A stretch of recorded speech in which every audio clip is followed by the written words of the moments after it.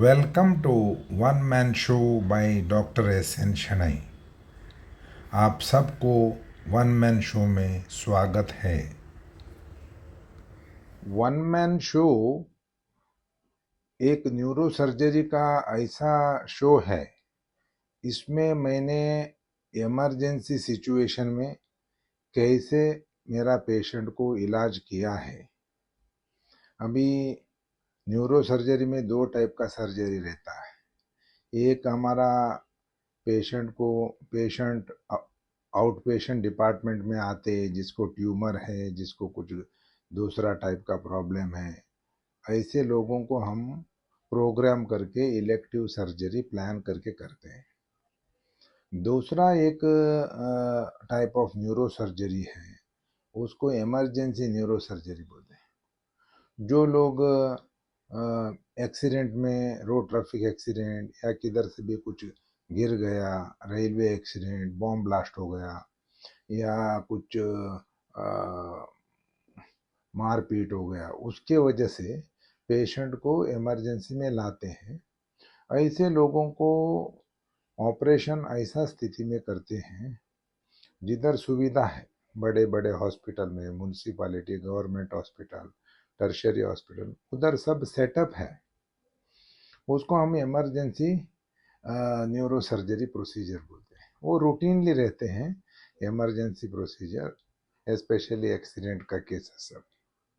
But जो चीज़ मैं discuss करने वाला हूँ वन मैन शो में, ये सिचुएशन ऐसा जगह पर हुआ है, मतलब हॉस्टाइल एनवायरनमेंट है। पेशेंट आया है ऐसा हॉस्पिटल में जिधर कभी न्यूरो सर्जरी नहीं हुआ है, न्यूरो सर्जन नहीं है, न्यूरो सर्जरी का ओटी में इंस्ट्रूमेंट नहीं है। बट पेशेंट के पास इतना भी टाइम नहीं है कि दूसरा हॉस्पिटल, मेजर हॉस्पिटल को भेजने जैसे मैं एक एग्जांपल देता हूँ। अगर कोई वो बड़ा वेल टू डू है, वॉकिंग को गया रोड में, सो किसी ने उसको ठोक दिया, एक्सीडेंट हो गया, वो गिर गया, तुरंत बेहोश हो गया। सो वो नोन पर्सन बिकम अननोन। अगर उनके पास आइडेंटिटी कार्ड कुछ नहीं है, सो वो रोड साइड में गिर गया, सो उसको या पासर बाई लोग लेता है, या नहीं है तो पुलिस लोग उठा के नज़दीक का हॉस्पिटल में लेके जाता है, नर्सिंग होम में। उनको, ऐसे पेशेंट को दूर लेके नहीं जा सकता है, क्योंकि रास्ते में कुछ हो गया, जो बचाने वाला पेशेंट भी मर गया, तो इसके लिए नज़दीक है। कभी कभी एक्सीडेंट होते हैं यानी सांस रुक जाता है, सो नज़दीक का हॉस्पिटल में। ये सब जगह पर उनका कंडीशन अल्ट्रा क्रिटिकल रहता है, मतलब इनको ऐसा तुरंत ऑपरेशन करना पड़ता है, आपको टाइम नहीं है, आपको कभी कभी ब्लड अरेंज करने का भी टाइम नहीं है। मतलब पेशेंट इतना क्रिटिकली इंजूर हो जाता है ब्रेन को, कि ब्रेन का क्लॉट नॉर्मल ब्रेन को या इंजूर्ड ब्रेन को दबा देता है। सो इसमें कुछ ही, कभी कभी मिनट्स में, कभी कभी घंटे में। अभी ये अननोन होने के बाद डिसीजन मेकिंग बहुत मुश्किल रहता है। कौन इसका जिम्मेदारी लेगा? पुलिस लोग नहीं देगा, क्योंकि 24 घंटे तक जिधर हमने रखा है उसी हॉस्पिटल में रखना पड़ता है। अगर वो बच गया तो बच गया।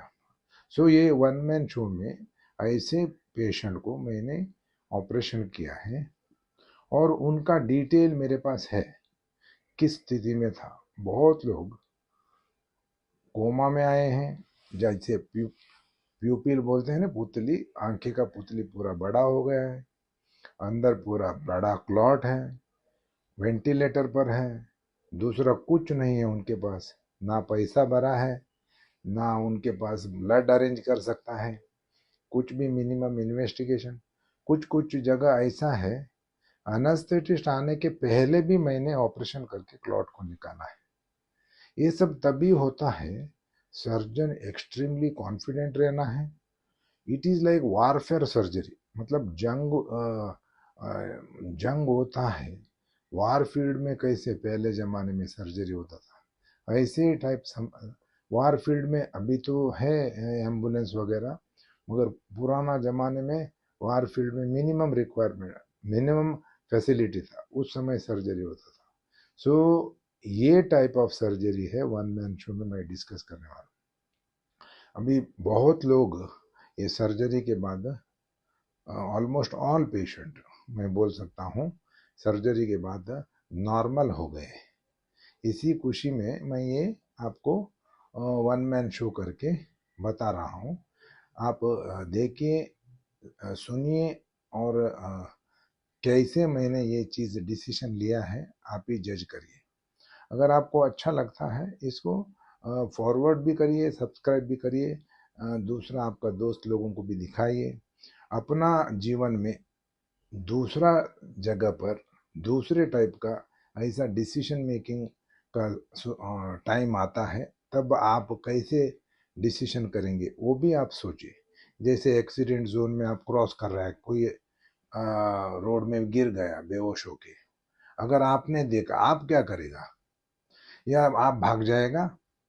जैसे रिसेंटली एक टेक्की है ना, गुरुग्राम में गिरा था, उधर एसडीआरएफ का लोग थे, जैकेट सब डाल के भी थे, फिर भी उसको बचाने का आगे नहीं आया है। सो ऐसे टाइप ऑफ हेजिटेशन में लोग मर जाते हैं। इसी चीज के लिए ये वन मैन शो। अभी वन मैन शो में इधर डिसीजन एक्सक्लूसिवली मैंने खुद लिया है, इन द एब्सेंस ऑफ, कभी कभी रिलेटिव्स भी नहीं है और कोई नहीं है, मैंने खुद लिया है। यही है वन मैन शो। मैं उम्मीद करता हूँ आप इसको देख के आप भी मोटिवेट होएगा लाइफ में। आज का वन मैन शो में मैं ये ऐसा एक पेशेंट का डिस्कस करने वाला हूँ। एक दिन मैं एक ब्रेन ट्यूमर, बड़ा ब्रेन ट्यूमर सर्जरी करने के लिए निकल गया था और हॉस्पिटल पहुंच गया था। जैसे हॉस्पिटल पहुंच के, वो तो बड़ा ट्यूमर था, कम से कम उसको 6 घंटा तो लगने वाला था। सो ऐसा स्थिति में सडनली मेरे को एक कॉल आ गया। मैं तो पेशेंट को ऑपरेशन थिएटर में शिफ्ट करने वाला था ऑपरेशन करने को। उसी टाइम एक कॉल आ गया डॉक्टर का, डॉक्टर शनई, हमारा हॉस्पिटल में एक पेशेंट आया है, सो यंग लड़का है, 20-22 साल का, बाइक से गिर गया है और ये कोमा में है और इसका प्यूपिल है ना पूरा डायलेट हो गया है। सो बहुत लोग इधर इकट्ठा हो गया है, सो आप प्लीज तुरंत आइए इनको देखने को करके मेरे को कॉल आ गया। अभी मैं डायलेमा में हूँ, क्योंकि मैं माइंड प्रिपेयर करके आ गया ये ट्यूमर का पेशेंट ऑपरेशन करने को। ये तो 9 बजा, 8:45 को शायद कॉल आया होगा। सो मैं पेशेंट का रिलेटिव से बात करके अभी शिफ्ट करने ही वाला था, उसी समय ये कॉल आ गया। अभी आप बोलो क्या करने वाला है आप, और मैं क्या करना था, ये आप डिसाइड करिए। ब्रेन का ट्यूमर का ऑपरेशन करना था या उसको कैंसल या पोस्टपोन करके वो हेड इंजरी पेशेंट को करना है, ये आप अपना मन में डिसाइड करिए। मेरा मन में क्या बोला, ट्यूमर तो वो सर्जरी में बाद में भी कर सकता है, कल भी कर सकता है, और अगर पेशेंट रिलेटिव्स विलिंग नहीं है, मैं बोलूँगा उनको, आपको अगर मेरा ऊपर पसंद नहीं है आप दूसरा हॉस्पिटल को भी लेके जा सकते हैं। बट ये चीज़ के लिए मैं अगर उधर नहीं गया वो हेड इंजरी पेशेंट को देखने को, और वो बचाने वाला पेशेंट मर गया समझो, फिर उसको है ना हम माफ नहीं कर सकता। एटलीस्ट वो मेरा विचार था उस समय, मेरे को यही थॉट आ गया। मैंने रिलेटिव्स को बुलाया, बुला के देखो भैया ऐसा ऐसा है, अभी अभी मेरे को हॉस्पिटल के अंदर आने के बाद कॉल आया है कि एक यंग लड़का, ऐसा एक्सीडेंट हो गया है, उसको ऐसा है। फिर मैंने बोला मैं उनको जाके देखता हूँ और डिसाइड करता हूँ, और उनको ऑपरेशन अगर लगता है फिर ये ऑपरेशन हम कल या अगले दिन रखेंगे। अगर आप पसंद है आप इधर रहिए, नहीं है तो आपको दुख होता है या आपको नापसंद है, आप कोई भी दूसरा हॉस्पिटल में जाके दूसरा न्यूरो सर्जन से करा सकते हैं। मैंने क्लियरली इनको बोल दिया।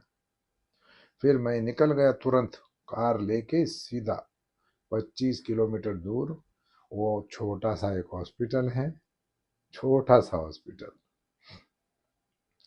जाते जाते मैंने वो डॉक्टर को बोला इसका तुरंत एक सीटी स्कैन करो, मैं आने के समय फिल्म लेके आओ, रिपोर्ट का ज़रूरत नहीं है, तुरंत करो। फिर ये लोगों ने वैसे ही सीटी स्कैन करके लाया था। जब मैं पहुंच गया, आधा घंटे में मैं पहुंच गया, उसका सिर के अंदर इतना बड़ा क्लॉट, इतना जाड़ा, इतना इधर से इधर, हड्डी फ्रैक्चर होके बाइक में बिना हेलमेट ड्राइव कर रहा था, किसी को टक्कर करके नीचे गिर गया और कुछ ही समय में बेहोश कोमा में हो गया। छोड़ता होता तो वो ब्रॉड डेड, मतलब उधर ही उनको ये हॉस्पिटल मिला, इसके लिए वो वेंटिलेटर तक पहुंच गया। जब मैं देखता था उसका प्यूपिल डायलेटेड, हाथ पांव में कुछ मूवमेंट नहीं है, इतना बड़ा क्लॉट है, भीड़ बहुत है, टेंशन बहुत है, आगे आने वाला कोई नहीं है। सो मैं बोला कौन है इनका, तो वो कोई पॉलिटिशियन का रिलेटिव भी था।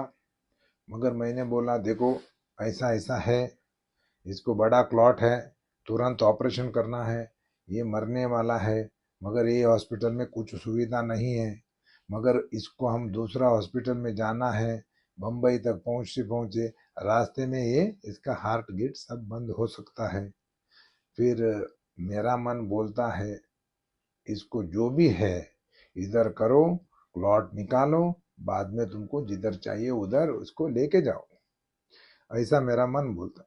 आगे आपको डिसाइड करना है तुरंत, अभी का अभी डिसीजन करिए, नहीं तो हर एक मिनट इसके लिए वेरी इंपॉर्टेंट है। ये लोगों ने आपस में डिस्कस किया, 2 ही मिनट में इन्होंने मेरे को बोला आपको जो अच्छा लगता है वो करिए सर, हमको कुछ प्रॉब्लम नहीं है, आप इधर ही कर दीजिए ऑपरेशन। सो मैंने ऑटोक्लेव भी नहीं किया, बोलना नहीं है, बट केमिकल से, एंटीसेप्टिक से इंस्ट्रूमेंट क्लीन करके, मतलब पुराना जमाने में कैसे वार फील्ड में ऑटोक्लेव किधर है, उस समय कैसा था। देखो ये सब कॉम्प्रोमाइज्ड स्टेट है, इसके लिए मैं बोलता हूँ हॉस्टाइल स्टेट, हॉस्टाइल सिचुएशन में बोलेगा तुमको जो पसंद नहीं है, तुमको जो चाहिए वो नहीं है, तुमको जो पसंद नहीं है वो करना पड़ता है। और ऑपरेशन थिएटर, तुमको बड़ा ऑपरेशन थिएटर में हैपा फिल्टर डाल के इतना बड़ा प्लेग्राउंड जैसा हॉस्पिटल, ओटी में माइक्रोस्कोप, वो नेविगेशन, ये नेविगेशन, वो सब कुछ नहीं है। कुछ है बोलेगा तो ओटी टेबल है, ऊपर का लाइट है जिसके अंदर daily appendix, hydrocele, gall bladder surgery होता है, बाकी कुछ नहीं होता, थायराइड, ऐसा ओटी में मैं अभी खोपड़ी खोलने वाला हूँ। बराबर घूमने को भी जगह नहीं रहता ऐसा। देखो ये it require lot of confidence. अगर कॉन्फिडेंट नहीं है सर्जन, ये नहीं होता है। क्योंकि जैसे आप कट करने को शुरू करेगा, अगर इनको बाकी का इंजरी क्या है मेरे को मालूम नहीं है, अगर बीपी फॉल हो गया, ये गया काम से, और रिलेटिव्स बिकम वायलेंट, करेक्ट। सो ये सब होता है, ये सब रिस्की है, सर्जन का जान को भी रिस्क रहता है कभी कभी, ये मैं सब समझता हूँ। फिर भी है ना, एक ही मेरा एक इंटरेस्ट रहता है, ये पेशेंट को मैं बचा सकता है क्या, उतना ही मेरा इंटरेस्ट है। सो ऐसा ही सर्जरी मैं करता हूँ। सो इसका भी है ना खोपड़ी खोल दिया, क्लॉट निकाल दिया, बड़ा सा इधर एक खून का नली है, वो ब्लीडिंग मार रहा था, उसको कंट्रोल किया, आधा एक घंटा वेट किया, फिर ब्रेन बराबर नॉर्मल पल्सेशन होता था। फिर इसको मैंने इसका चमड़ी सब क्लोज करके रख दिया, फिर आईसीयू में रखा। आईसीयू में रखने के पहले मैंने प्यूपिल देखा, उसका प्यूपिल 3 मिलीमीटर हुआ था, बट रिएक्शन नहीं था। रिएक्शन होता था अच्छा था, रिएक्शन नहीं था, मगर 6 मिलीमीटर से 3 मिलीमीटर। एटलीस्ट प्रेशर निकल गया है। अभी कितना डैमेज हो गया भगवान ही जाने। कल हम वापस इनको सीटी स्कैन या करने के समय मालूम पड़ेगा अंदर कितना डैमेज है। मगर ओवर ए पीरियड धीरे धीरे धीरे ये पेशेंट इम्प्रूव होने को लगा। मगर इनका इंजुरी क्लॉट के साथ साथ ब्रेन को भी इंजुरी होने के कारण इनका रिकवरी इतना फास्ट नहीं हुआ। 4-5 महीना लगा इनको होश में आके कुछ चलने को। सो लंबा समय तक इनको तकलीफ हो गया। बट पेशेंट का रिश्तेदार बहुत पैसे वाले और इनके पास सुविधा बहुत थे, इसके लिए फिजियोथेरेपी रिहैबिलिटेशन सब करके आगे इसको 2 साल लगा इंडिपेंडेंटली इनको वॉकिंग करने को। सो वैसे जान इनको बच गया। पेशेंट को एक ही उसका एक भाई बहन कोई नहीं था, अकेला लड़का था, इसके लिए पेरेंट्स बहुत ही खुशी हो गया। बट इतना भी रिकवरी नहीं था, डेफिनेटली इनको सहारा जरूरत था। बट एक सही टाइम में हमने कॉम्प्रोमाइज स्टेट में डिसीजन लिया मैंने, वो एक बहुत ही बड़ा चीज है, हीरोइक सर्जरी है वो। क्योंकि यानी विद इन ऑलमोस्ट 2-3 आवर्स के अंदर एक्सीडेंट का इसका ऑपरेशन किया, जिधर आया था उधर ही ऑपरेशन कर दिया।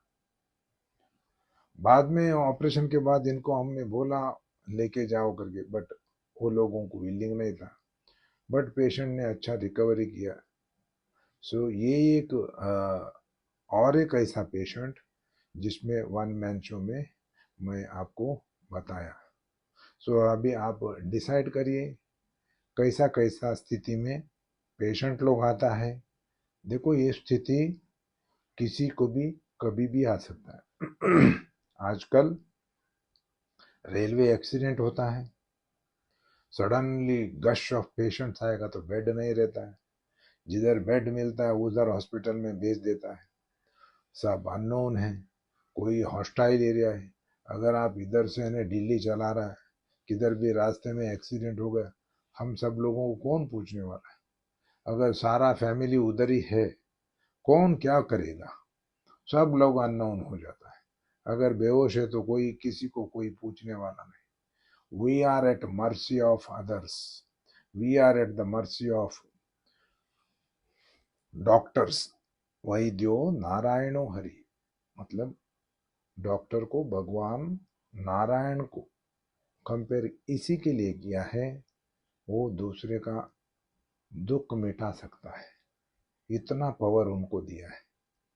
इसी चीज के लिए मैं सोचते रहता हूँ, पेशेंट किधर आ गया क्या हो गया मैं देखना नहीं, उसको ऑपरेशन का जरूरत है, first you do that, then you discuss all the other thing. कुदरत आपको जरूर सपोर्ट करेगा। Thank you very much.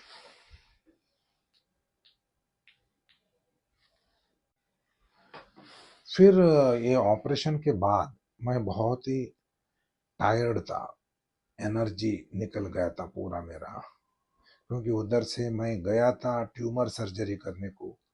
कोई भी सर्जरी एक प्रोग्राम रहता है, माइंड प्रिपेयर होता है, इसको ऐसा सर्जरी करेंगे, ऐसा ऐसा प्रॉब्लम आ सकता है, वो ऑर्गेनाइजेशन होता है माइंड में।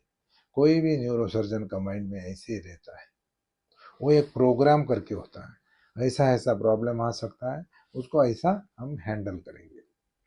फिर ये ऐसा इमरजेंसी सर्जरी हो गया, उस दिन मैं वापस वो ट्यूमर का ऑपरेशन नहीं किया।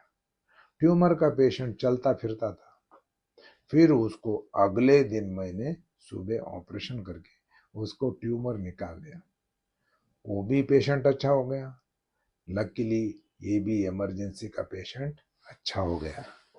सो ये मैं बोलता हूँ, अगर मैं उधर ऑपरेशन का थिएटर, ऑपरेशन का हॉस्पिटल, वो हॉस्पिटल में ऑलरेडी गया है, अभी क्या करूँ, अभी क्या करूँ, ऐसा करके सोचता था, ये पेशेंट हाथ से जाता था। इसी के लिए इमरजेंसी में decision making is very very important. सही टाइम में सही टाइप का ट्रीटमेंट देगा तो पेशेंट लोगों को बचा सकता है। आपको ये एपिसोड अच्छा लगा है, इसको दूसरे अपने दोस्तों को, रिश्तेदार को फॉरवर्ड करो, चाहे वो भी इससे प्रेरित हो जाएगा, सेवा करेगा। इसको सब्सक्राइब करो और फॉरवर्ड करो। Thank you very much.